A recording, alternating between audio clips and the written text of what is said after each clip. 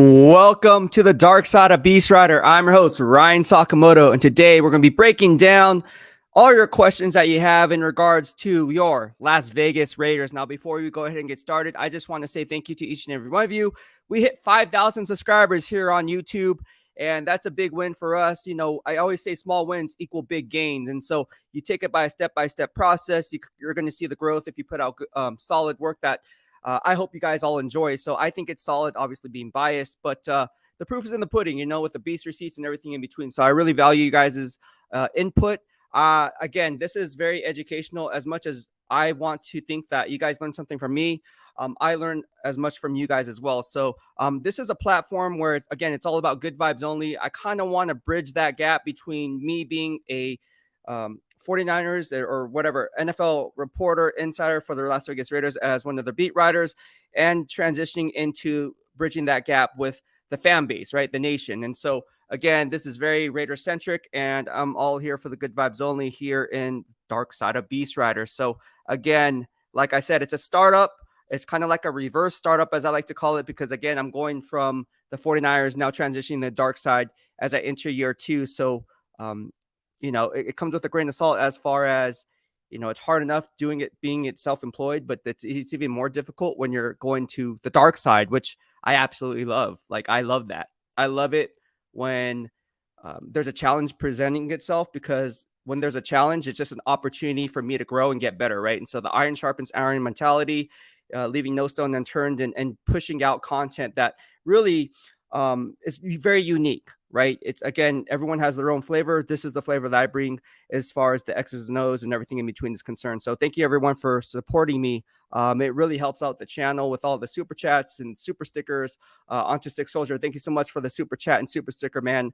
Really appreciate it. You've been in the DOB since day one, pushing the content. And again, it's funny because it's not about what it is. I guess it's a catch-22, right? Like, the bigger you get, obviously, the more you have to appease the masses, so to speak. But at the end of the day, like, I'm all about the quality over quantity. Like, I've always been that way. So I really like the authenticity of what you guys bring to the forefront. And again, you guys have a voice. I'm going to give you guys that voice. We're going to talk about it on every Friday here at 6 p.m. Pacific Standard Time. Again, we're having a set schedule. If you guys haven't seen the set schedule yet, I will be posting that up on the community page for all of you guys to enjoy. So thank you, everyone. Again, before I get started, I just want to say mahalo. We wouldn't be here without everyone, chiming in and leaving your comments, and again, supporting through the super chat and super stickers. I had people obviously who have been catching me on Venmo, donating through Venmo as well, because you guys have Venmo. Some of you guys say, do you have Zelle? Yes, I have Zelle. So you guys can donate that way as well. So yeah, like I said, it's a grind being self-employed, but again, like, I love earning every inch. I love earning the right to do things the right way. And then also on top of that, when someone tells you you can't do something, trust me, I'm going to prove you wrong. So that's what drives me. That's what motivates me, because at the end of the day, it's like this, man. Like, if you're not welcoming competition, then you're doing yourself a disservice, because you're basically saying, I'm not good enough. And that's not the way I operate. So thank you so much, On to Six Soldier. I appreciate that, man.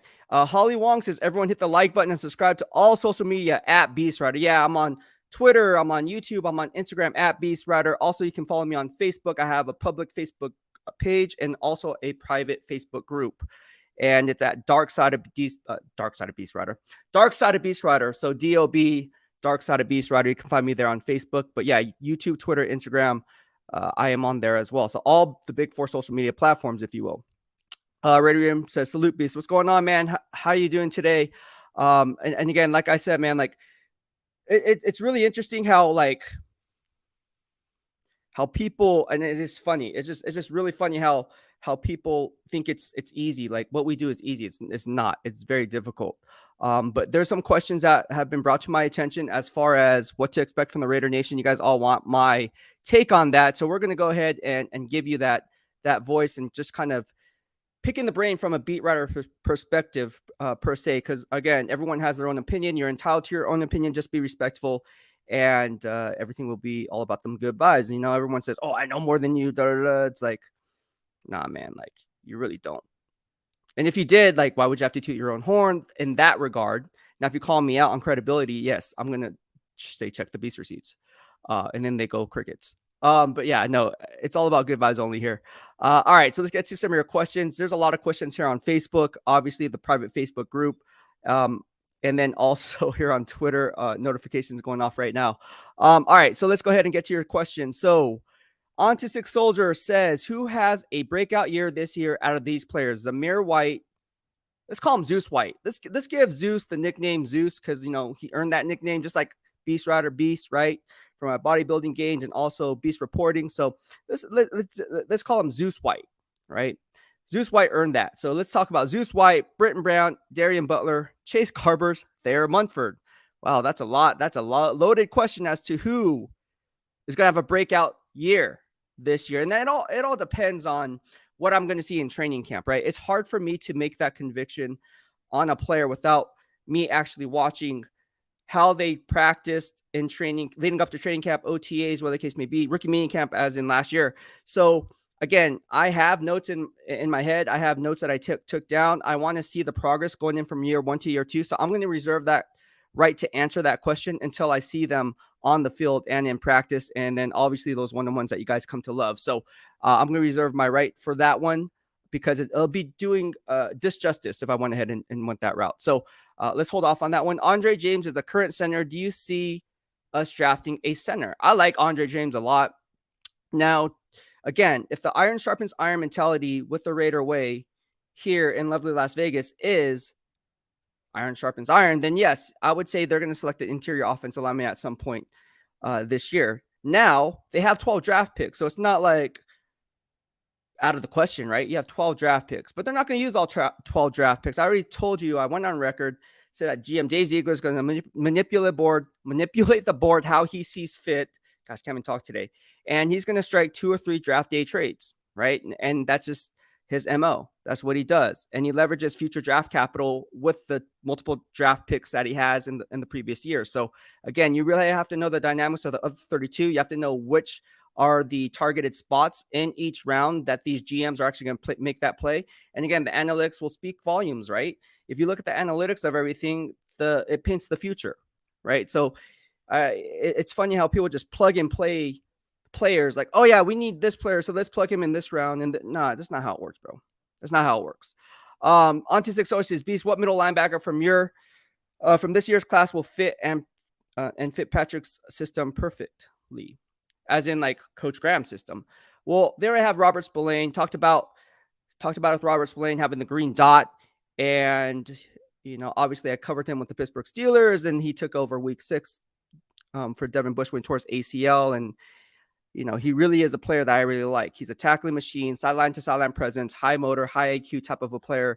Will get his players in the best position to make plays and so forth. So he's very, very heady that way. Can also add a special teams element in the kicking game. So I think that also is a kicker as to why Coach McDaniels and GM Jay Ziegler saw value in him, is because he can also play special teams if need be. So again, Robert Spillane, I wouldn't be surprised if he was a team captain this year. Oh my gosh, BEASTwriter dropping. Hey, let me write that down. Robert Spillane, team captain. Robert Spillane, team captain. Let me write that down. Yeah. Go ahead and write that down.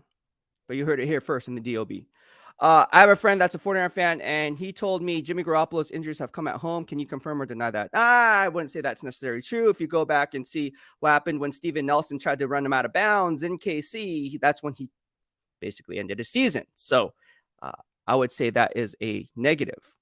Beast, what quarterback from this draft class reminds you of Mac Jones from the Patriots? None. There is no one that reminds me of Mac Jones in this draft class. What would it cost the Raiders to move up to the 3rd? Oh my God, here we go. Now it's getting interesting, guys. Here we go. We're talking about, and this is just on YouTube right now on the community page. I'm not even talking about Facebook and Instagram and all those other questions that you guys be dropping. But what would it cost the Raiders? I was honestly surprised how many of you guys actually dropping questions for me.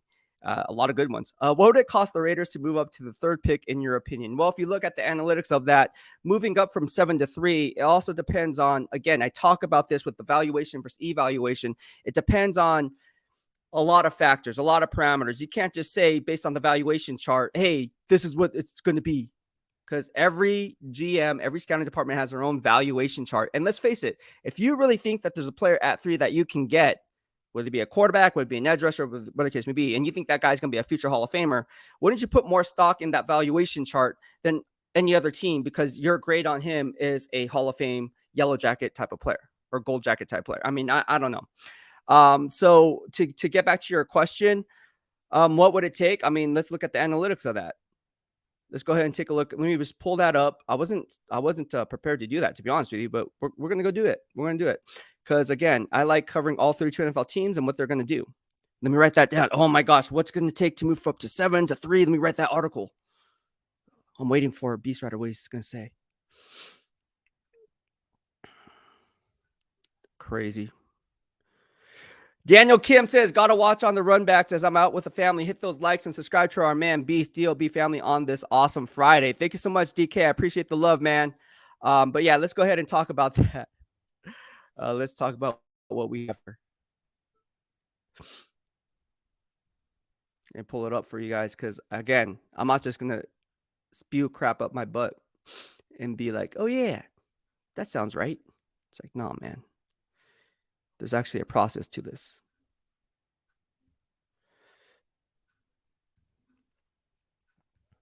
So let me pull this up real fast. All right.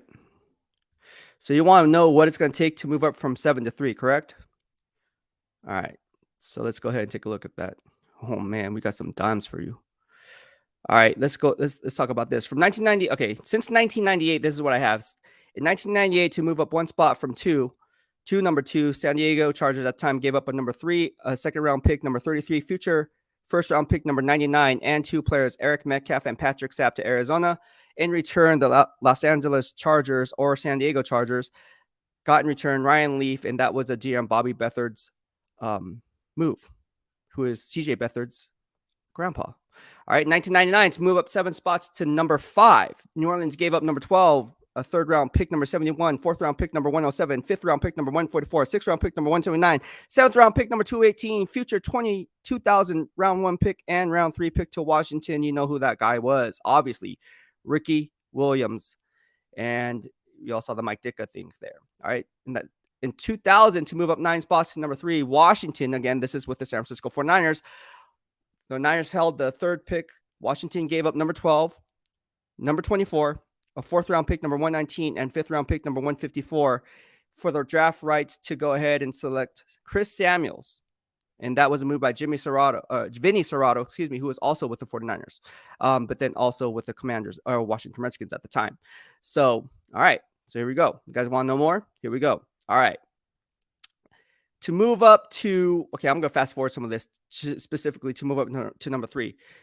But then see that the analytics are off here, right? In 2012, to move up from 7 to 3, the analytics will be off. It's not comparable. In 2012, to move up 1 spot to number 3, Cleveland gave up their number 4 overall pick, a fourth round pick, number 118, fifth round pick, number 139, and seventh round pick, number 211, to the Minnesota Vikings in return to draft rights of Trent Richardson, and that was a Tom Heckert move. In 2012, well, to move up 2 spots to number 5, it's not comparable. 2013, to move up 9 spots to number 3, Miami gave up number 12, a second round pick, number 42, to Oakland. You guys remember this? To the Oakland Raiders for their draft rights to, obviously, Deion Jordan. You guys remember the GM of the Jacksonville Jaguars at the time was Dave Caldwell, right? And so here we go. All right. So again, you have to look at the comparables here. If you're doing the math, it doesn't really add up, right? I know you guys are a little confused, but hey, in 2018, to move up 3 spots to number 3, the New York Jets gave up number 6, second round pick, number 37, second round pick, number 49, future 2019 second round pick to Indianapolis for the draft rights to Sam Darnold.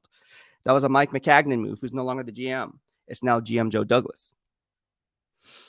So there you have it. But here's the thing.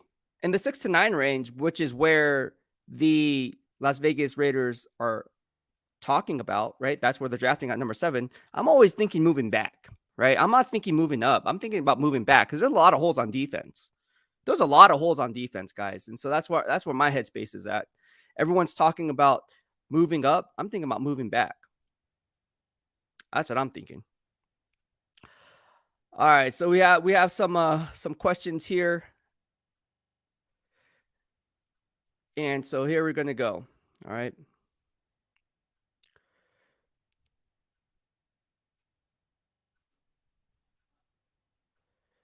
And if you guys don't follow me on Twitter, I had some news on Christian Gonzalez. Again, I've been watching film on him before his pro day, got his measurables down, how high he was going to jump, his broad jump, his 40 time, his 3-cone drill, all that. I got it down to like 0.2 of a second. His 40 time, I got it down to 0.1 of a second. Go look at those numbers. Again, if you know how to watch film, you can kind of see, and I've been doing this for a while, you can kind of convert what these guys are going to expect down to the inch or down to the 10th of a second. More times than not. So I like Christian Gonzalez, my number 1 ranked cornerback in this entire draft class. Would I be surprised if the Raiders took him at 7? Absolutely not. I know they like him. They like what he brings to the table, being a Colorado transfer. And again, when grading the snap, not the box score, this guy can really bring it. Now, if you go back to that game when he was playing against USC with Colorado, you guys will know what I had to say about that because I talked about it on an earlier live stream. So I'm not going to go and rehash that. But again, you have to know what to look for in order to see how it converts in Coach Graham's system. You obviously have to talk to Coach Graham to kind of gauge what kind of things he wants in that certain position, right? So, yeah, here we go. Onto Sixers. Let me write that down. Yeah, let me write that down. Okay, Christian Gonzalez, USC 2021, bad game. Crazy, man. Crazy. All right. Let me write that. We're going to make a shirt that says, let me write that down. Hashtag. We're going to hashtag, let me write that down. I'm serious because it's ridiculous how people just steal my stuff and pass it off. Oh, yeah. I said that. Kevin Lurker says, what's good, Beast? What's going on, man? Hope you're doing well. Parde says, yo, Beast, I would love to hear your thoughts on free safety Isaiah Pola-Mao. That's my guy. Isaiah Pola-Mao is my guy, man. Of course, I'm going to say nothing but good things about that guy. Very smart, very heady. Talk to him. If you guys see my Locker Room Pulse interviews throughout the year, you know, I've interviewed him quite a few times. So looked to him on and off the record. This guy just gets it. He's very smart. I know the Raiders are very high on him. Chris Ash and Coach Simmons really like what they see in him. The biggest progress I want to see is from going from year 1 to year 2 with a lot of these different players. So again, to say that this guy, there's some people, oh, this guy's crap. Like, who's saying that? Like, where are you getting that basis from? Like, anybody who says that, I mean, unfollow. Onto Six Soldier says, Beast, can you do a live where you break down film? I would if the bandwidth and the demand is there. But again, for those film breakdowns, usually it takes a lot of time. Like, it's not as easy as going up and pulling it down and then obviously breaking it down step by step, layer by layer, 10th of a second by 10th of a second. So in order to really do that, yeah, I can do it if the demand is there. Obviously, that will be a paid subscription, to be honest with you. But I will post other breakdowns for you and get that on. But no, it takes a lot of time to post those and make those. So, but I'll go ahead and do so. I'll do some of them. But yeah, time is money, and I wish I had the time to kind of go over every minute detail of how watching film operates. And I learned from a lot of great people, Randy Mueller, Randy Cross. I mean, you're talking about the best of the best, right? And so like Andre Carter, right? So you're learning about all pro Bowl players from every decade, right? And again, peeling back layers of the onion to get to the core, the game has evolved, right? So again, a lot of different things to look for. Everyone has their own lingo on how they want to look at things. I mean, to be honest with you, you can sit with one coach and sit with another coach. They can be from the same positional unit and they'll be like, nah, man, that's wrong, or that's right, or that's wrong, or they should have been doing this instead of doing this. So I've seen it all. It's just whatever, you know, in more times than not, it's pretty vanilla, especially down in the trenches. But then, you know, if you don't know something, you better cross-check your references in order to get that grade on the snap. And I've seen people get it wrong. I've seen coaches tell people one thing, and it's just kind of like a smoke screen, and I confirm it with just saying. But yeah, I will do that. I will make some for you guys when I can, when time allows. E. Mendoza says, do you think Raiders should draft a quarterback in the first round? If it's Bryce Young, sure. If it's Anthony Richardson, not so sure. Now, I'm not saying I don't like Anthony Richardson. The kid has a high ceiling, but I would rather select an impact player at number 7 inside the top 10. I'd rather go out and get the BPA than a project because you guys know what you guys. I already broke this down on earlier live streams and also on Twitter. Look, I don't care how a guy throws in shorts. I don't care how he runs in shorts. Go back to the film. What does the film tell you? And there's a lot of smoke going on. And I talked about this, Monty Austin-Fort. You guys don't know who he is. If you guys watch me, you guys know who Monty Austin-Fort is, right? The Arizona Cardinals GM coming from the Bill Belichick tree and so forth. So we talked about the trade dynamic there with GM Dave Ziegler, right? And so here we are. Let me write that down. Nope, too late. Cross-check the Beast receipt. But yeah, no, I would rather them select an impact player. Not saying I don't like Anthony Richardson, I do, but I would rather them select an impact player today that will help the team win. Defense is a pressing issue. But that's just my opinion. That's just my opinion. He says, film don't lie. Yeah, film does not lie. All right, so let's go out. There's a lot more. If the Raiders draft Peter Skoronski, what does our starting O-line look for week one? Well, it all depends, right?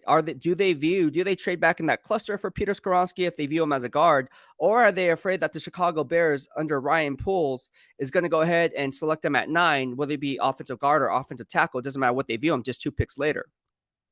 So again, the draft position and flexibility plays a role because you have to know what the teams in front of you are doing, but you also have to know what the teams behind you are doing if you're going to kind of climb into that cluster. And if you're looking at the horizontal board, you know dang well if you did enough film study that offensive line is not as strong as people make it out to be. Same thing applies with like the cornerback class. Same thing applies with this quarterback class, right? A lot of the stocks get elevated. We talked about it with my man Jim Trotter, right? And so we talked about this earlier on. It's like, dude, like you have to, the evaluation process is so key to all of this, and there's different layers. But at the end of the day, I think if you're sitting there at 7, if you're GM Dave Ziegler and you have the right, and you have Peter Skoronski sitting right there, and people say, oh, he has short arms. Yes, he does. He does. I'm not saying that that's not a problem. It is a problem. But to say that you're going to write him off as an offensive tackle because he has short arms and because he struggled on, 3 or 4 reps out of a game, no, because every NFL coach can do what? And I talked about this on earlier live streams. Every NFL coach believes he can coach him up to be the best player that he can. That's his job. That's why he gets paid millions of dollars to do, right? So if you view him as an offensive tackle, if not an offensive guard, at offensive guard, he's going to be a Pro Bowl guard. So here's my thinking. Would you rather have a Pro Bowl guard at number 7 or trade back into that cluster outside the top 10, hoping that GM Ryan Poles from the Chicago Bears does not draft him at 9? And if he somehow slips to 10, 11 in that 12 range, because he's not going to fall too much away from that, then pick up you pick up a draft capital, right? You pick up more draft capital because you're obviously trading down and still getting the guy in that cluster. Why not go that route? Or do you say, hey man, we need a right tackle? I know Jermaine Illuminor's sitting there, but at the end of the day, iron sharpens iron mentality, right? And so I don't know how they view him. I don't know the answer to that. I don't know if they view him as an offensive tackle or interior guard, but I will say Peter Skoronski is high on their board. Mark that down. Let me write that down. Peter Skoronski, high on their board. Now, does anyone tell me that? No. No one told me that. But if I had to take a guess when watching the film in the Raider way mentality, yes, I would say if I had to take an educated guess that Peter Skoronski is high on the board. And watch, someone's going to say, oh, yeah, confirmed. Oh, I talked to, and they said that Peter Skoronski is high. Write that down. Let me write that down. Man, it's crazy. All right. So Raider Room says, do you see us coming away with 2 potential starting linebackers? We need some guys that can actually cover. Spillane is a good run stopper, but isn't the greatest guy in coverage guy. Yeah, but again, I talked about this on earlier live streams. If you look at the dynamics of the other 32, can you name more than 5 off-ball starting linebackers in the entire NFL that are actually good at covering in pass coverage? And again, a lot of times they're running a Tampa cover 2, which means what? The off-ball linebacker is usually 10 to 12 yards back because he's taking away the middle of the field, right? The MOF. So again, you have to look at the scheme. You have to look exactly. You got to know how to watch what you're watching if you're going to watch film. And I talked about it yesterday with Nehemiah Shelton. There's a lot of different layers here. To me, I love Robert Spillane. And for anyone who says he can't cover, Go look, and again, you have to go grade the other 31 other NFL teams and their off-ball linebackers. I already talked about the top five off-ball linebackers in the entire NFL in terms of pass coverage, right? So we talked about guys like Roquan Smith. Let me write this down. Top off-ball linebacker. Okay, majority of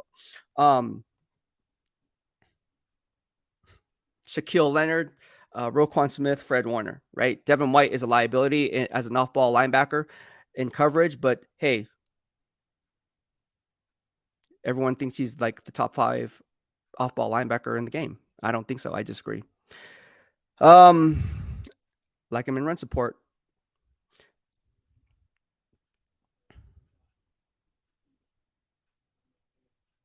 Alfredo says, Skoronski at 7, or do you trade back for him? Again, I just talked about that. Again, I don't know how they view him, but I if I had to take a guess, I think he's viewed as, if on their vertical board, I think he would be in the top 5. My thinking, that's my guess. I think they view him as a top 5 prospect on their big board. Now, again, I'm just guessing. I'm going to formulate my big board. You guys know how I'm going to do this. Do it every single year. So again, I'm going to have my vertical board, my horizontal board, going to cross-check on who are likely fits for the Raider way based on film study, based on what I'm hearing and seeing, and based on talking to some of these prospects. So we're going to find out. Jamie says, do you see pull him out as the nickel backer Mahalo? Good question. Could be. And again, we don't know there's a lot of layers to this. It's for anyone to have a conviction of a player from going from year 1 to year 2, you're doing yourself a disservice, because that's the biggest growth for a player. So again, I want to see how these guys do in the offseason leading up to training camp, and then into training camp, and then during the first course of the preseason games.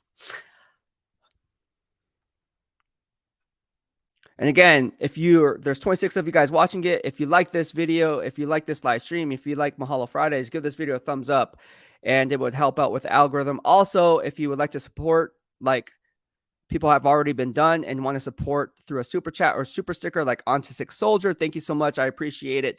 That really drives and helps me out a lot. Going on, doing these, it really helps out with the channel, obviously.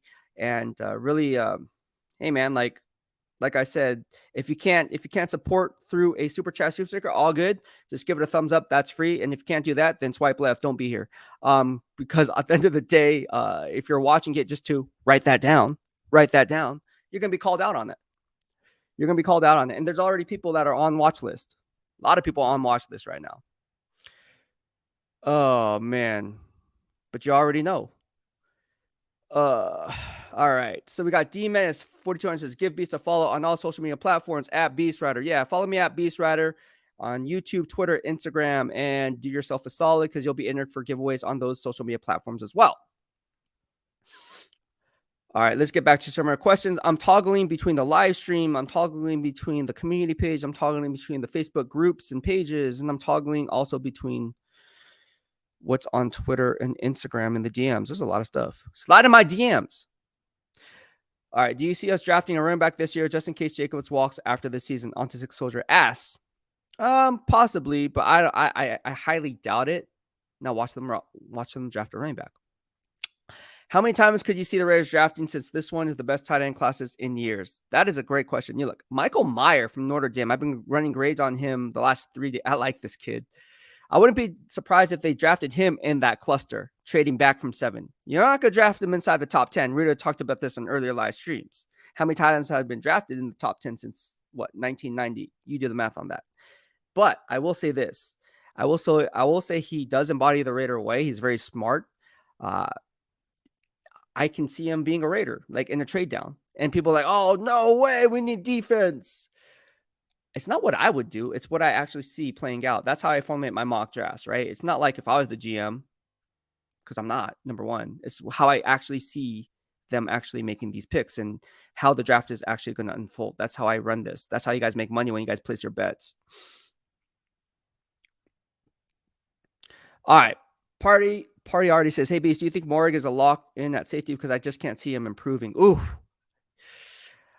We'll find out. I mean, I can't say that Trayvon Morrig is not a lock. Look, isn't he the only draft pick holdover from the Mike Mayock and John Gruden era? Well, they have Amik Robertson too, but there's a few. but not a few and far between, right? Like there's not too many left. Um, I don't know how this is gonna play out. I'm eager to see it. I like Trayvon. We're gonna see. Like I called him up. I said this guy's gonna be a Pro Bowl player last year. Like, oh, that bitch receipt didn't check out. Calling myself out. I don't care. Um, but yeah, I don't know. I really don't know. I'm eager to see him thrive. I want to see him do well. So again, I don't know. We have to watch practice and see how these guys do in training camp for me to say, yeah, he's getting it. No, he's not. So I hope he does. That's the hope, right? All right. Daniel Kim says, what do you love most about your job as the beast rider? What made you want to pursue this field? That's a great question. What made me want to pursue this field was, to be honest with you, being a Niner fan, I saw things that maybe someone in the media didn't see a lot of times. And I was like, man, like like I'm going to start a blog, make predictions, how many rushing yards before fantasy football was big, right? How many yards a guy's going to have, who the Niners are going to draft, what round they're going to draft them in. And that's how I got traffic, because the beast receipts were checking out. Like if you can predict the future, people are going to follow you. Like it doesn't matter if they like you or not. They're going to follow you at the end of the day, right? And so that's how I got big with the Niners. Was named top area blogger by NBC Bay Area News. I don't know if you guys can see that back in 2013. And that's how we got big, right? And that's how it kind of just took off. So at the time I was an insurance broker agent, and then sold my agency, and then decided to do this full time. So there you have it.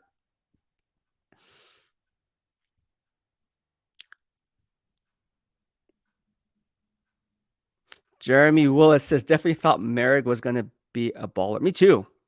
He still can be a baller. I'm not saying he can't be. Oh man.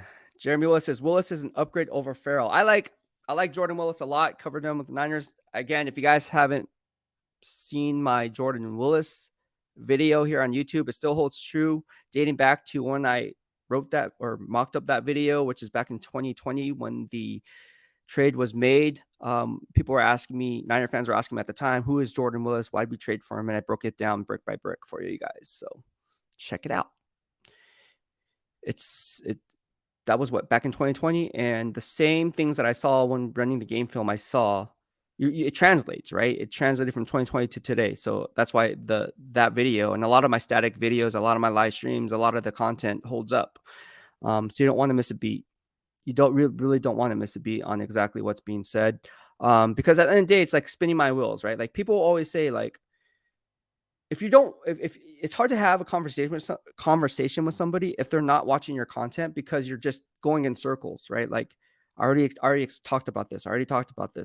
And then you plug your YouTube video because you put the work in, and then people don't want to watch it, and they still have an opinion. It's like we're going in circles, man. It's like Lord of the Rings. We're going in circles. Frodo Baggins. Come on, man. Let's not go in circles, man. And okay, you don't have to watch my videos. Just swipe left and go follow someone else. But then don't come at me asking the same things over and over again. I just say, go watch the videos. That's why you follow me, not the other way around. But here we are. Let me write that down. Watch the videos. Yeah. A lot of crazy stuff going on here in the DOB. All right, we got some more questions here. Let me just go get to. Let me just toggle now through Facebook. My gosh. Oh, Facebook questions are lit. Where do I start? Let me scroll.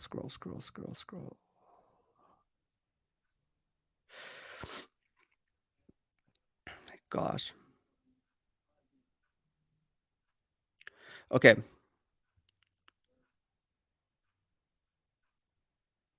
All right, let's see here. All right. Let me get to some of the Facebook ones. Shoot, got Instagram DMs too. What should I do? Facebook or Instagram? Fudge. Let's do Facebook. We're gonna do Facebook. All right, because they're easier. Nothing's easy. You guys ask good questions. All right. Here's a question. What edge rusher in this year's draft class do you like the most? To me, obviously, I would say Will Anderson, right? Covered him since 2020 for Hot Mike. covered all his games, right? Graded all his games from the last 3 years. And this guy is, I told you, check the Beast receipts on Twitter. Say what I had to say back in 2020 on Will Anderson. Like I told you, this guy was going to be what he is today. But outside of Will Anderson, because that's an easy one, I'm going to talk about guys in that cluster, right? And I talked about Nolan Smith before his pro day, right? You guys saw grade the snap, not the box score. If you haven't seen that, go check that out. See what I had to say on everything about Nolan Smith before he even had that combine and ran that 4.3, which I said he wasn't going to run. And then he ran a 4.3. No one thought he was going to run a 4.3, by the way. But yeah, Nolan Smith is a beast. I like him a lot. I think he's a 3-4 weak side outside linebacker. I do think he's scheme dependent. I don't think he'd be strong. And oh no, I take that back. He can play in a 4-3 or a 3-4, but on the weak side. I think you take away his speed, you're doing yourself a disservice. He's not really on the strong side type of a deal. So I see a weak side linebacker and just let him pin his ears back and hunt, right? I think that's what he does best. And if you look at his games, if you run the snap, didn't really get a lot of sacks, but then again, the guy is just a beast down in the trenches. And so I like him because he's a throwback guy. He doesn't wear gloves. If you guys notice, he doesn't wear gloves. So he's a throwback type of a dude, and I like it. I like him. I think he's going to be a find for someone in that 12 to 18 range. I think that's where he's going to go based on my mock draft and analytics. I think he's going to go somewhere in that 12 to 18 range. Let me write that down. But yeah, I really like Nolan Smith. That's the guy that I really like. And Nakobe Dean, my boy Nakobe Dean would be happy. Nakobe, if you're watching, holla at your boy. Likes my game film study. Have big things for Nakobe Dean in Philly.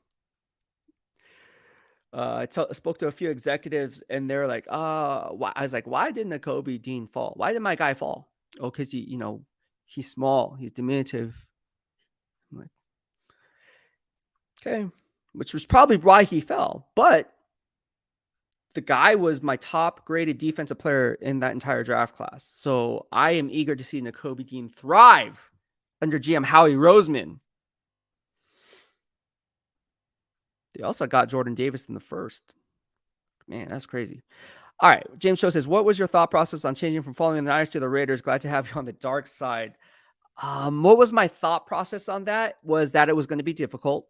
One, because the Niners already knew what they were getting. It was a different type of flavor that I was bringing to the table.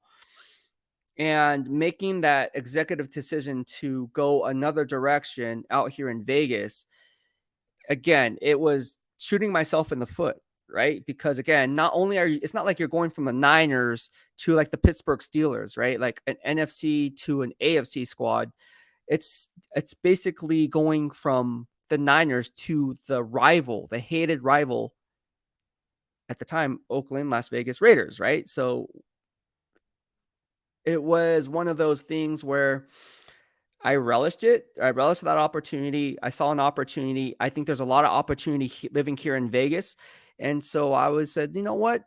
I like to prove people wrong. Like I said, because at the end of the day, I'm going to lose followers. I'm going to lose thousands of followers, which I did. I probably lost on Instagram, probably around 8,000 followers on IG, probably lost another 4,000 on Twitter, 4 or 5,000 on Twitter. Definitely lost about 3,000 on YouTube. So it's all about starting from the ground up. Luckily, the nation is catching on and seeing what the vibe that I'm bringing. And for the Niner fans who are still with me, because there's a lot of the Niner fans who are still holding on because they like what I have to say, because a lot of you guys play fantasy football. So you guys, a lot of you guys make money, right? On my analysis, when I cover with my grading systems on all 32 NFL teams and the draft and so forth. So who doesn't like making money? It doesn't matter what fan you are. Or what team you root for. So at the end of the day, it's like the predictions check out more times than not. That's why some of you guys still follow me. Outside of that, also the fitness grind plays a role, right? Like who doesn't want to get in shape or be the best version of yourself? And so I think that kind of helped bridge the gap in me transitioning to the dark side. But at the end of the day, it's still a transition. Like I'm still new. I'm like the newbie there, right? So it's a transition to where I'm relishing, I'm embracing, and I like the challenge. Like I said on Twitter, I want to earn every inch. I'm not afraid to earn every inch. I want to earn everything I get. And it comes with the territory again of being self-employed. I'm the sound check guy, I'm the lighting guy, I am the content creator guy. I'm also the guy that has to put out the curated content. I'm also the guy that has to make the social media fit with those thumbnails, those freaking thumbnails that I have to do. I have to make those before posting them on IG, on YouTube, on what are the case, Twitter, right? And so on top of that, then you have to find a way to engage with all you guys, right? So like it's only going to be harder for me to get to every single one of you as we grow, but at the end of the day, I'm going to do it. And that's how I did it with the Niners, and that's how I'm going to do it with the Raiders. Is I'm always willing to give back. Like again, if you don't remember your roots and where you came from and how you got there, you're missing the whole point of the journey. Do you understand what I'm saying? Like too many people are on this pedestal thinking, oh, look at me, look at me, look how cool I am. But it's like, okay, well, who got you that? Like, how did you get there in the first place? And I think by me giving back to all of you guys in the nation, it really does me, like I'm saying, like we're running a giveaway, right? For Mahalo Friday, right? We're giving away this Riddell Raiders mini helmet for everyone who follows me on all the respective social media platforms, whether it be on Twitter, YouTube, Instagram, Facebook, you name it. So all I want from, in return is you guys engaging, right? Whether it be with a like, whether it be with a dropping a comment, leaving your feedback. And again, we're all about good vibes only. So I want to give you guys a platform as well, because at the end of the day, you guys should have a platform to talk, right? Like some people just shut you off and be like, nah, man, I'm not going to talk to you guys. But it's like, nah, man, I'm going to talk to you because you guys make me who I am. And look, I'm always going to, that's why on game days at Allegiant Stadium, did it with the San Francisco 49ers at Levi Stadium, right? When I come out of the tunnel with the same tunnel that the players come out in the black hole, you guys all know, I hear Beast, I'm going to go to you. Hey, what's up, Beast? Like, hey, I want to meet you. I'm a fan of the DOB.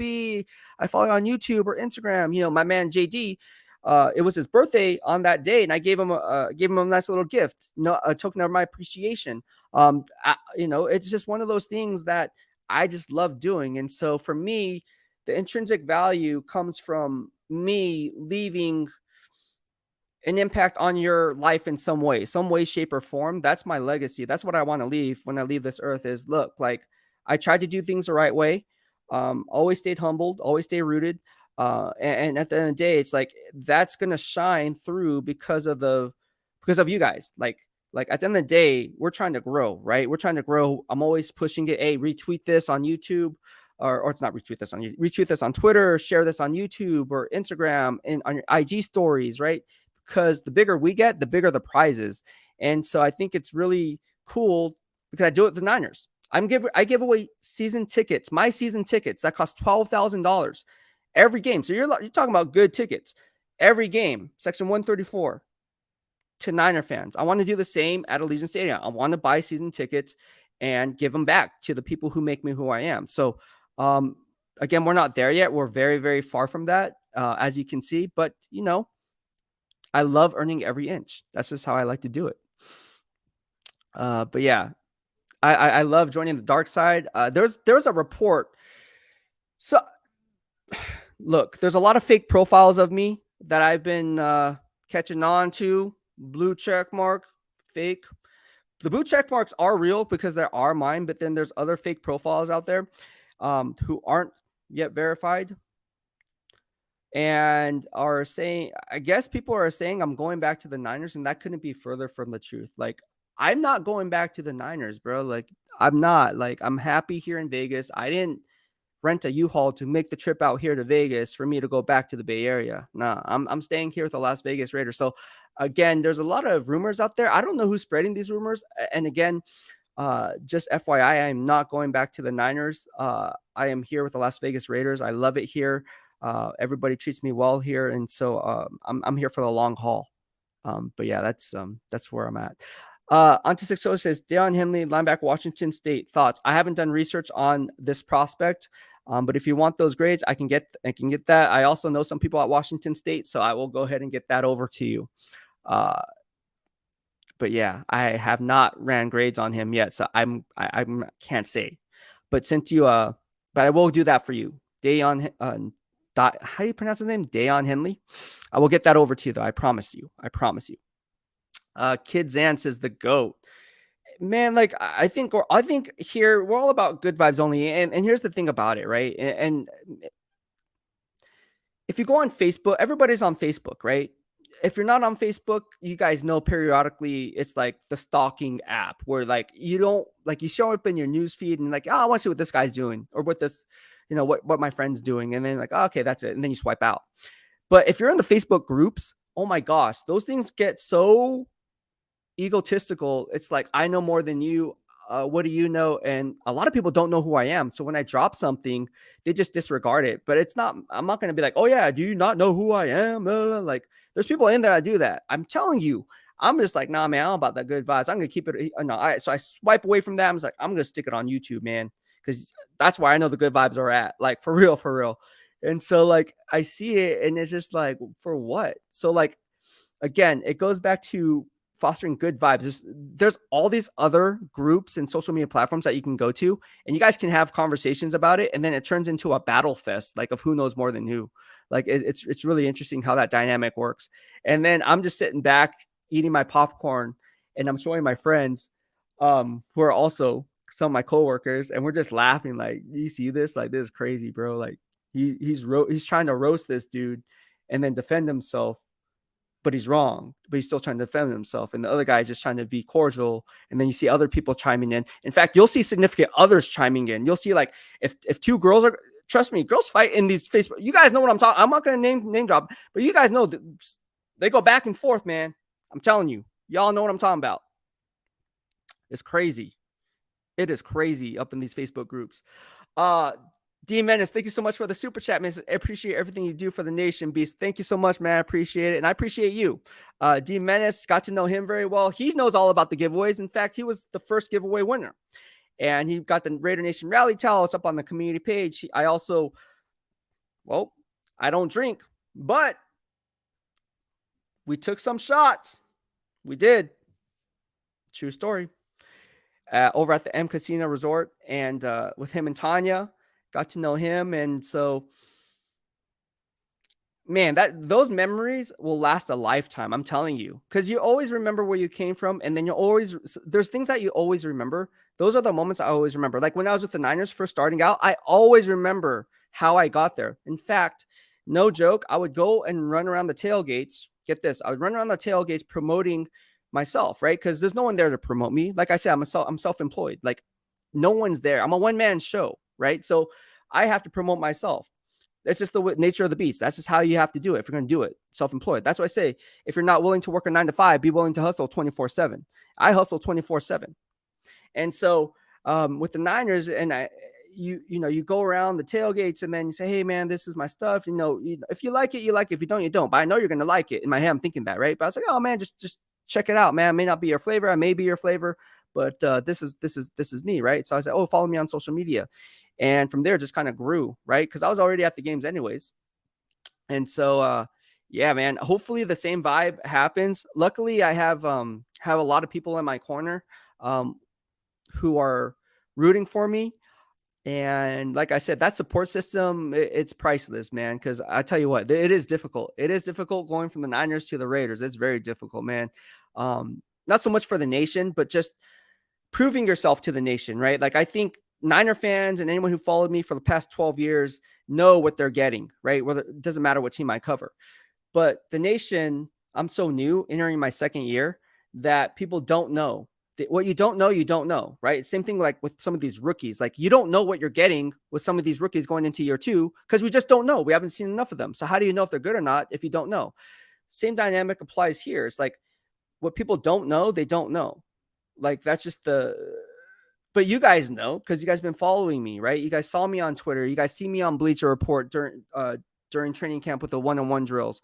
And good things are coming. I'm not going to say exactly what's coming, but big things are coming. A lot of opportunities are coming my way. It just happened over the course of the last month. So we know we're trending in the right direction. I'm just going to work hard in silence, keep working. And then good things will come, right? I think that's the whole basis of this. But at the end of the day, I don't like when people steal my work. I hate that. Like that's because here's the thing. People who are already big on like with the nation they're passing off information that I'm saying right now as their own. So then no one's going to find me because they're already there, right? And as far as like their niche, right? They already have that big following. But then obviously it's going to come back to me one way or another. And over the last, I would say the last 3 weeks, people have been tagging me and stuff, screenshotting stuff. And I'm like, huh, interesting. So that's the only thing I would say is I don't appreciate people doing that because, again, I put in a lot of hard work and dedication when running the grades, watching 50, 60 hours of film study, staying in on a Friday night like I am today for the second week in a row. Actually, when's the last time I actually went out? I don't have a life. I don't have a family. I don't have kids. So I made that executive decision because I want to be able to push out the best silver and black content that you guys have come to love. Now, there's other ones, right? When I say the best, I mean the best that I can do, right? The best that I can do. But yeah. Nate Dog, thank you so much for the super chat, my guy. He says your take on Clayton Tune. You're the man, bro. I haven't done any grades on these guys. To be honest with you, I haven't done any grades on him yet. If you let me know like what you want specifically on him, I will definitely get those grades out. So again, I'm gonna get these grades out for you guys. Dayon Henley, linebacker out of Washington State, and Clayton Tune.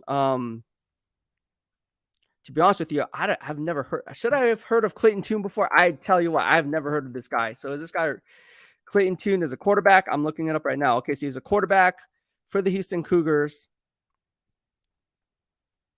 finance major. Wow, this guy has okay. I see why you want him based on the stats, but I'm not going to grade the box score. I'm going to grade the snap. But he in his career he has 100 and are you serious? This guy 104 touchdowns and 41 interceptions. That's it. So that's like a 2-to-1 touchdown to interception ratio. He has 15 rushing touchdowns career. Threw for almost 12,000 passing yards. Has a 64% completion percentage rate. I got to look at this guy. Thank you for bringing him to my attention. Now I'm definitely going to look at this guy. See, I'm so caught up on doing positional unit by positional unit that I have to really keep up with all you guys. See, I'm learning. See, look at this. Truth be told, I am learning from Nate Dogg right now. I had no idea who this guy was. I am definitely learning from Autistic Soldier. I have to do some research. Autistic Soldier says, Beast, the Raider Nation welcomes you with arms wide open under the moonlight. Thank you so much, man. I appreciate it, man. It's really fun. Like I said, I like when people tell me, like, ever since I was a kid, right? Like I put up a post about this. It's not to like say how cool I am or like I'm better than you or anything like that, but it's just like more for inspirational purposes because I'll do inspirational posts because I am a motivational speaker. I do that as well, speaking at schools and so forth. So one thing that I always talk about is be willing to go the distance, right? Be willing to go the distance and don't be trapped by dogma. Those are the two things I think that really hinder somebody from having and reaching their potential success. As you listen to too many people, it's going to cause doubt in your mind. If you just listen to yourself and focus on trusting the process, I think that's where you're going to get these incremental gains and seeing that success. You know, everything wants instant gratification overnight. It doesn't happen that way. You have to trust the process. There's a process to why things are done. For instance, like I said, like people don't know I have a black belt in Shotokan, right? But at the end of the day, it's like, yeah, I got that at the age of 11. I got my black belt at the age of 11. People said, no, you couldn't do it. I started competing in the bodybuilding industry, going up against these 18, 20, 21-year-olds, right? At the age of 33, right? So 34 years old. And so people were wondering, oh, you're never going to win your show because you're going up against these young guns. And I took first place and became nationally qualified to turn pro. There's a lot of different factors that go into it. Back at San Diego State, when I attended San Diego State, there's my own counselor. Literally, I saved the paper. My own counselor said she wouldn't approve me taking 13 units in a summer because she said she's never seen that before. And no one can keep up with and maintain a high enough GPA for me to write off that you're going to pass all these classes. And I looked at her, I said, okay, I remember this. I told my counselor, my San Diego State counselor, I told her, I was like, if you don't sign off on this, like heads are gonna roll. Like I'll say sign off on this, and I'll prove you wrong. I'll prove you wrong that not only will I I'll hit at least a 3.6 GPA, if not a 3.8, and I'll come back to you, and then we're gonna see who's right or wrong. So she signed off on it because she was pissed off. So true story. Summer of 2007, she signed off on it, and so I kept that paper. I'll show you guys that paper too. I might have it back in the Bay Area, but I was really mad at that. And so I took it to my professor at the time, who was Professor Bill Sandwald, who I was taking all his classes because he ran the MBA program at San Diego State. My former professor there taught me a lot. Wouldn't be where I am today without him in my corner. And so I wanted to take the hardest classes. That was the guy. And so I took the classes, ended up getting, I think it was a 3.8, and went back to my teacher, the counselor or whatever. And then she was nowhere to be found. Like, she was definitely like hiding from me or something. I think she saw me and then she didn't want to see. It was weird. But anyways, yeah, just don't let people tell you can't do something. Like, I love it. Oh, you can't take a full semester in the summer. That's crazy. Like, usually people only take 2 or 3 classes at the most. I'm like, nah, man, I'm taking 5. Are you going to sign off on this or what? Jamie says, stealing this for suckers, keep doing your thing. Yeah, I know, but it happens, bro. And it's not okay. And people can get called out for it. Kid Zan says, Beast, you have become my favorite beat writer for the nation. I appreciate all your hard work you have done. Thank you so much. I really appreciate you, man. And like I said, I'm learning just as much as from you guys. Because again, think of me as like a substitute teacher, right? Like, I'm your substitute teacher. You guys are the ones running the class. You guys run the classroom, not me. So if there's something that I can learn from you guys, let me know. I'm not gonna be that substitute teacher that comes in, hey, yeah, knock it off, kids. Like, no, I'm that substitute teacher. Like, oh, let's have fun. Like, what are we gonna learn today? I don't know. You tell me what we're gonna learn today. I'm that dude. And yes, I used to teach as well. Also coached as well. So you ask any of my students, they will tell you you definitely learn something when you have me as your coach or teacher. Alfredo says, always rewatch your lives. Learn a lot from you, man. Keep up the great work. Thank you so much. And again, I like learning from you guys. Look, I'll be honest with you. When I joined the Raider Nation, I told my guy PG this. I said, look, like because we both worked with the Niners. He covered the Niners as a beat writer when I covered the Niners as a beat writer, and now we're with the Raiders. And previously he was with the Raiders as well. And so I told him, I was like, bro, I gotta get caught up on the history. Like, I know football currently. Like, I can break down stuff because I grade all 32 teams. So I'm very well versed with the Raiders. But I said, man, I need to know the history. I need to know how many Super Bowls they have. I need to know who they won, when they won those Super Bowls. I need to know the Hall of Fame players. Cause you hear the names like Ken Stabler. That's easy, right? Tim Brown, that's easy, right? All these guys that are Hall of Famers, you know who they are, right? Like, going off the top of my head, okay, so Ken Stabler, Fred Biletnikoff, right? I mean, you're going off names that obviously you heard from them because you watch NFL Network during the offseason. They're playing all the greatest games, and the Raiders are in it against the Pittsburgh Steelers, right? Or whatever the case may be, against the Eagles or the Vikings or whatever. So, yeah, or the Washington Redskins at the time. Those are the 3 Super Bowl teams that they beat. Vikings first, Eagles second, Washington Redskins third.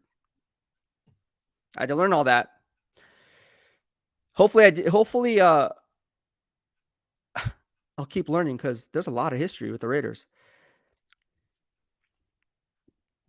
The Raider Room says, have a good night, Beast. Getting back to quality time with the wifey before she hits the hay. All right, man. Have a good night. Thank you so much. Edgar Bonilla says Clayton Tune is a late 6th, 7th round quarterback. His draft. This draft has a lot of depth. I think you mean a lot of depth on quarterback class. Great DB and tight end class. Yeah. I'll be honest with you. I'm not seeing a great defensive back class when running the grades on college film. I will say there's a lot of good depth, and there's a difference between being a top heavy draft class and then having good depth in the middle to late rounds. Like I said, I've been doing this for a while and covering all 32 and who's going to pick who. But at the end of the day, I'm not as high on this DB class in terms of being top heavy. So when we talk about deep class, I would say more along the lines of deep depth, right? in the day 3 realm, right? Maybe late 2, day 3 realm. Let me write that down. Okay, so not good depth, dude. Man. Uh On to Six Source says, who is the best coverage linebacker that can handle Travis Kelce? Um, if I had to pick one right now, I would either say Shaquille Leonard or Roquan Smith. That would be my guess if they were matched up one-on-one. Now, Fred Warner can do it as well. So I would say any one of those three linebackers. Now, Fred, that's a tough one because I'll be biased if I said Fred Warner. I think you can pick your poison of any of those three: Fred Warner, Shaquille Leonard, or Fred Warner. Or sorry, Roquan Smith. I like Roquan Smith. Got to know him at the Pro Bowl. Man, we hit it off. Man, that guy's built, bro. All right. James Show says, how would you rank your top 1 to 5 DBs in this draft? That is a good question. I am going to reserve the right to release that once we get closer to the draft. I have to watch more film on some of these other prospects, but I will say this: Christian Gonzalez is my number 1 ranked cornerback in this entire draft class. Now, with that being said, I want to get more film on Devin Witherspoon. So, as of today, on March 31st, 2023, I would say Christian Gonzalez, but I need to get more film on Devin Witherspoon because I do like what I see from him. But it's going to come down to those two prospects. Joey Porter, no offense to you, Joey Porter, like you, but you're not in that tier, man. At least for me. Now watch him be a Hall of Fame boundary cornerback as a press corner from Penn State. Marks 1130 says, what do you think Byron Young, the defensive lineman from Bama? You're a beast, bro. Thank you so much. I love Byron Young. He kind of flashes out like I remember watching him and Fedarian Mathis. And so like I was what was the other defensive lineman that no one really talks about? Oh, DJ Dale. And so when I watch college film, because you guys got to know, in season, I run the grades on NFL players, but then I'm also running grades on college prospects at the same time because I want to know what the GM is thinking in real time to what college prospects he possibly could be looking at during the time of the season as it goes on. So like you kind of pick up on little things, right? Like, oh, this scout, this coach, this GM is attending this pro day, or they're attending this college football game. So they're like, who could they be interested? And then you run the grades around the landscape of the NFL, and you're finding, okay, they probably are going to look to do this based on this. And then you have to look at the financial snap sheet and see the 2 to 3 year vision of these contracts and whether or not they're going to have any surprise cuts. And then what they're going to do there's a lot of layers to this, but it's really fun. Byron Young, to me, is a guy that I would love with the Las Vegas Raiders. One, because he's so underrated. Like, he's not the biggest guy. Like, this guy, I mean, okay, I talked about being big and being, no offense, but being fat, right? Like there's a difference between a guy who's big and a guy who's fat, and it's based on body fat percentage for me, right? And like, if you look at me, I'm only 5'5", right? But do you think I'm big or do you think I'm short? There's a difference between the two. Now, if I was 5'5" and didn't work out and weighed 165, I'd be considered fat, right? But majority of it, I would say I have no less than 8% body fat, so it would be considered muscle. So does that make me big, or does that make, you know what I'm saying? So it's a different dynamic there. It's a different dynamic there. But look, I like the Alabama product, man. He's good. Brian Young. Let me just see what his measurables are. That is interesting though. Let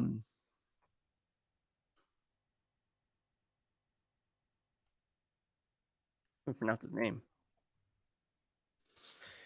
Byron Young. What did he test? Well, let's see what Alabama has him at. Number 47, 6'3", 292. 6'3", 292. But let's see what he was on the. I am going to run grades on him for sure. Okay, so here we go. Let's see. What did he get at the combine? Okay, 6'2", 2. No, that's not that right, Byron Young. That's a Tennessee edge rusher. We're not looking for him. Anyways, I'll run grades on him because I do have grades going back 2 years' time. I have to go back and watch some more film on him, but I like him. Mark says, what do you think Byron Young, the deal from Barrier? Oh, yeah. Oh, he asked the same question twice. Onto Six Soldiers says, let me write that down. Yeah, write that down, man. Keep up the great work, Beast. Thank you, Noah. He says, Raider Nation has been starving for better than mediocrity for so long, hoping you share some of your knowledge to our draft room so that we can get back on top.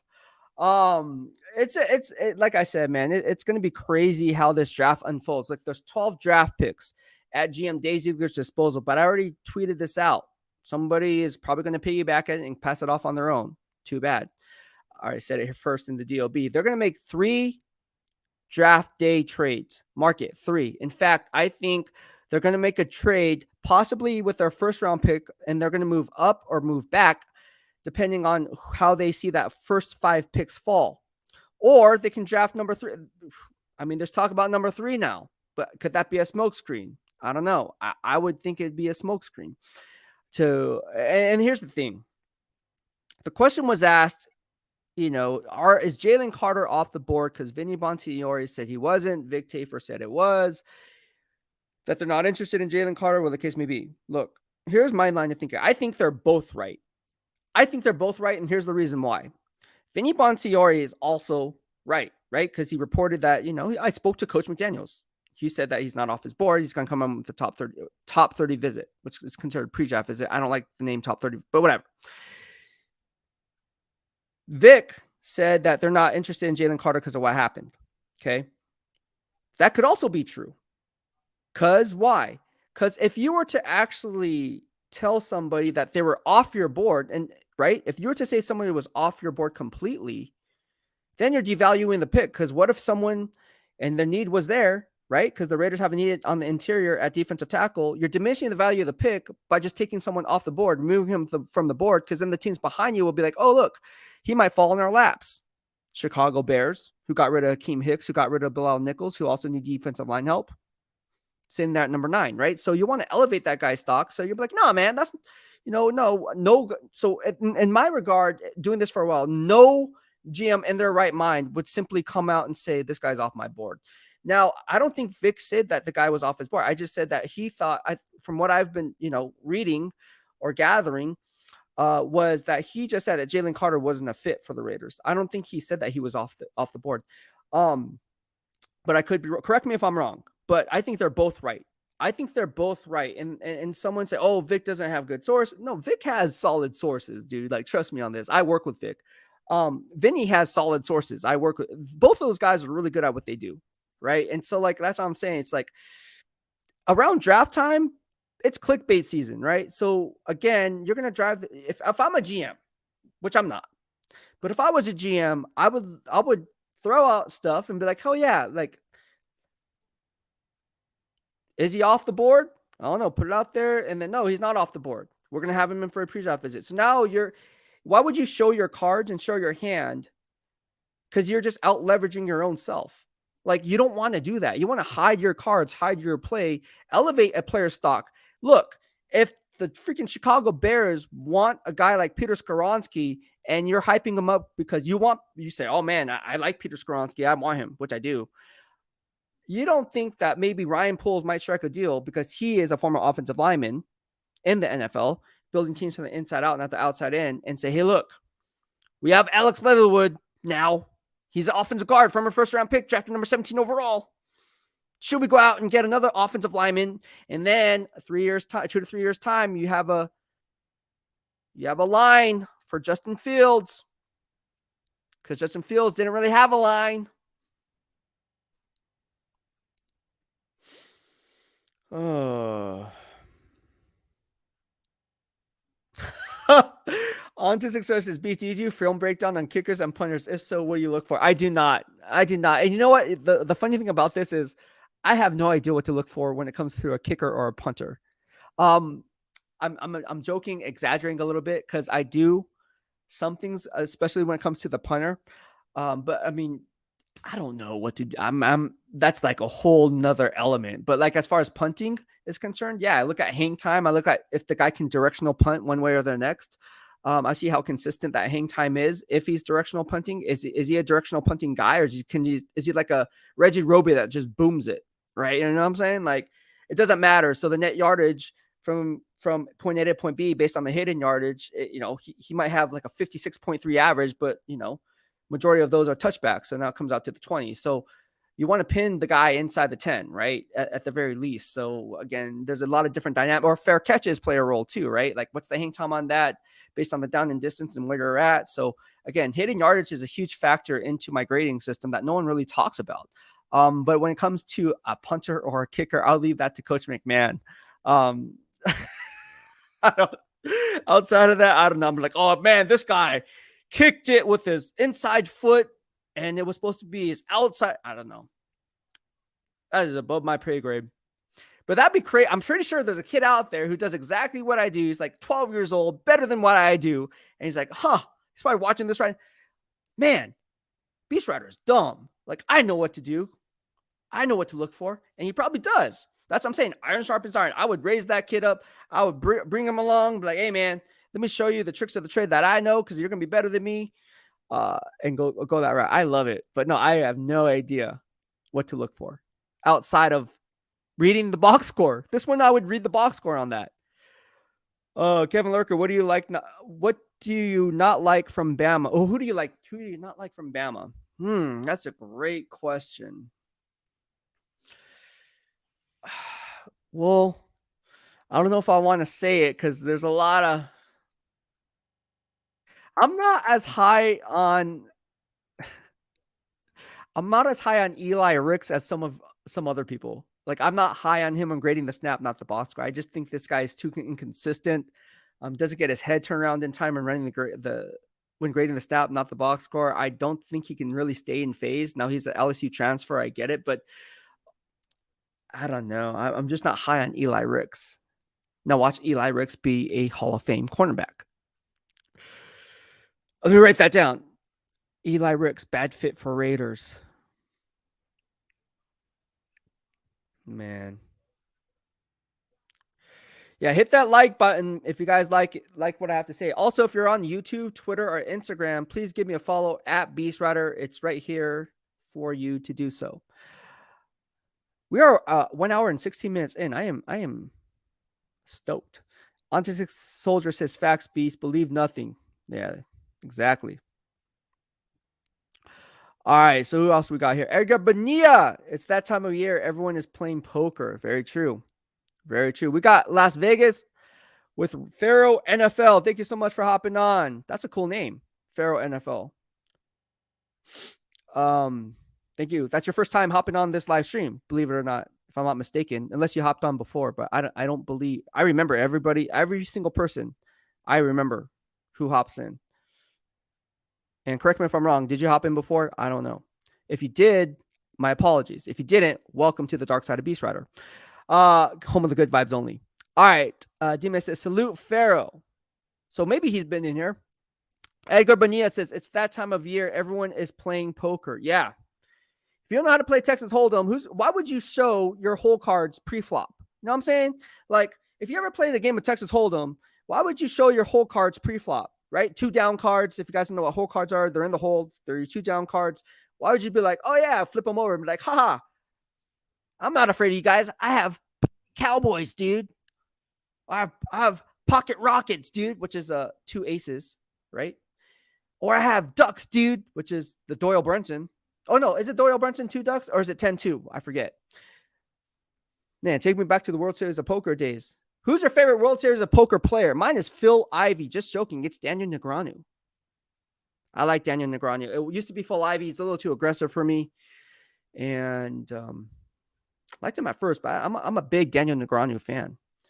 Or I could do Phil Hellmuth because he's from the Bay Area. He's always good. Talks a lot, but he's funny.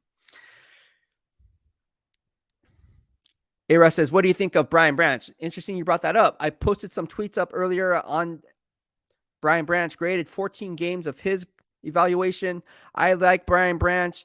If you want to see what I have on Brian Branch since we're here, I'm going to pull it up for you. Let me write this down. Okay. Not you, but people who are stealing my work, who claim it as their own. Like, man, you don't watch grades, bro. Like, you don't watch film like that. The heck? But they're going to be exposed. And karma is a real thing. Just FYI.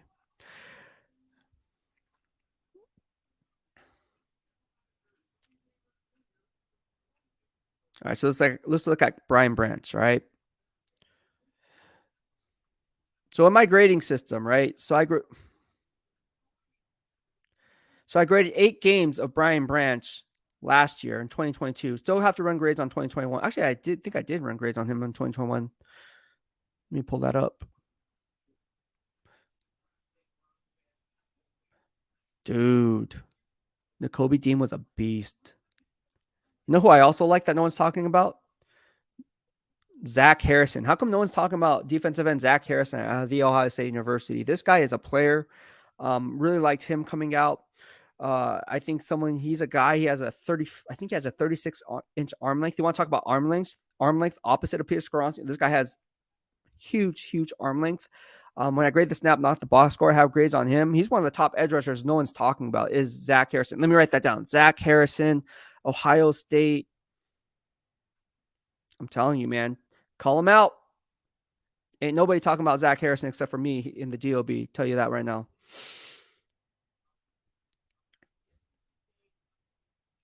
But no, I like Brian Branch. Let's go ahead and talk about Brian Branch. Look, in 2022, we'll talk about his grades. Week 1, he graded 9 out of 10 against Utah State. In week 2 against Texas, he graded 8.25 out of 10. He primarily played the slot, but blitzed from the edge. Against week 3, University of Louisville Monroe, he graded 8.75 out of 10. Needs to play better off zone coverage in my grading system. 7.5 the following week against Vanderbilt. Again, played the slot.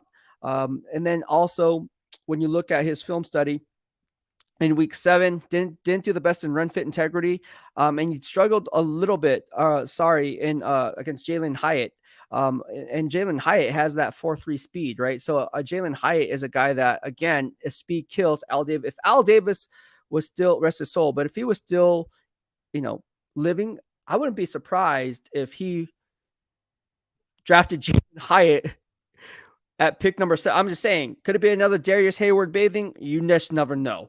But I like Jalen Hyatt. I like his speed, and speed kills. He got burned by Jalen Hyatt week 7 at Tennessee. In fact, when I run the grades on that and grading the snap, not the box score, in week 7, he gave up a 36-yard touchdown, a 13-yard touchdown, and then also gave up 58 yards, being targeted 7 times, 4 of those going for completion. So you guys see where the dynamics of that lie. Week 8 against Mississippi State, graded 9.75 out of 10. And again, in the Sugar Bowl, graded a 9 out of 10 against Kansas State. So again, you're seeing a guy who has high football IQ, very scheme diverse, has nickelback traits, with blitzing experience, extra box defender and run support, very smart, very savvy, fundamentally sound, and shoulder leverage tackling in open space. I really like what I see from Brian Branch and grading the snap, not the box score, over the course of the last 2 years. He's not a ball hawk, but again, everybody has their strengths and weaknesses. That's just one of them. And he does need work in off-zone coverage and protecting the sticks, especially when it comes to down and distance. But outside of that, I like him. He's a sure tackler, very, very good. And I think he would be a nice chess piece, as I stated on Twitter. Let me write this down. Okay, yeah. Yeah. All right. So, Edgar Benitez says Doyle is 10-2. Who's Doyle? I don't know who Doyle is. Correct. Am I missing something, Edgar? Tyree Wilson, yes or no at 7? No. When grades and snap, not the box score. I think that's just not a good fit. I don't like him as much as not saying I don't like him. Period. I like him. I just don't like him in the top 10. My opinion. I just don't see enough when grading the snap, not the box score, over the course of the last 2 years. I think he gives up a little too much in run fit. I do like his arm length. I do like that height, weight, speed combination. But again, sitting there at 7, I need an impact player who can really convert and show me that he can be a plug-and-play starter. And not just a plug-and-play starter, but a 3-down starter. Typically when you draft a guy who is not maybe as good in the run fit area, you can see him as a situational pass rusher. And then that's where you can kind of put yourself behind the 8 ball, so to speak. So again, if you're drafting a player inside the top 10, let alone the first round, second round, third round, you need to identify exactly how they're going to fit your scheme. Not just is this a 3-4 guy or a 4-3 guy. That's vanilla. I'm talking about, is this guy a weak side linebacker? Is this guy a strong side linebacker? Is this guy a dime package guy in our 4-2-5 nickel defense? Can he run the sub packages that we want him to run in our rules of engagement on the second level or the first level? Is he big enough to take on double teams if we ask him to do so? Is he good to drop back in coverage if we ask him to do so in a pinch, taking away the underneath routes? Like, these are things that you have to look for. And for me, when grading the snap, I just don't see it with Tyree Wilson. Now watch Tyree Wilson be a Hall of Fame player. Let me write this down. Not good fit. People be stealing my stuff. It's great. Really not, though. If you like this live stream, give it a thumbs up, smash the like button. And again, thank you everyone that subscribe to the channel, turn on your bell notifications. And I just want to give a special shout out to those that already dedicated those super chat and super stickers to the YouTube channel as we continue to grow. Thank you so much, On to Six Soldier. Really, really appreciate it and everything that you do, man. I wouldn't be here without you in my corner. Thank you so much, Daniel Kim. Appreciate you, man. And again, always tuning in and modding us.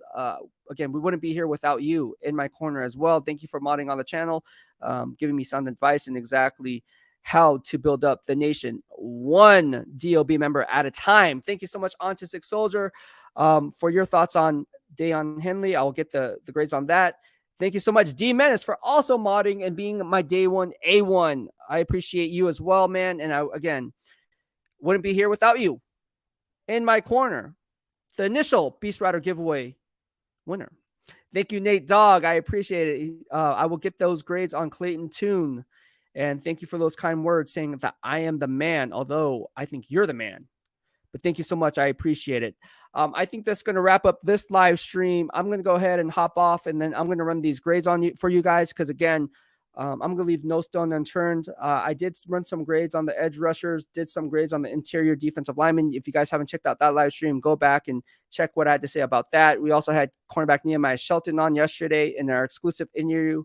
We know that he's been high on a lot of people's list. Obviously, the Raiders have had interest in him, and he spoke about a little bit about that.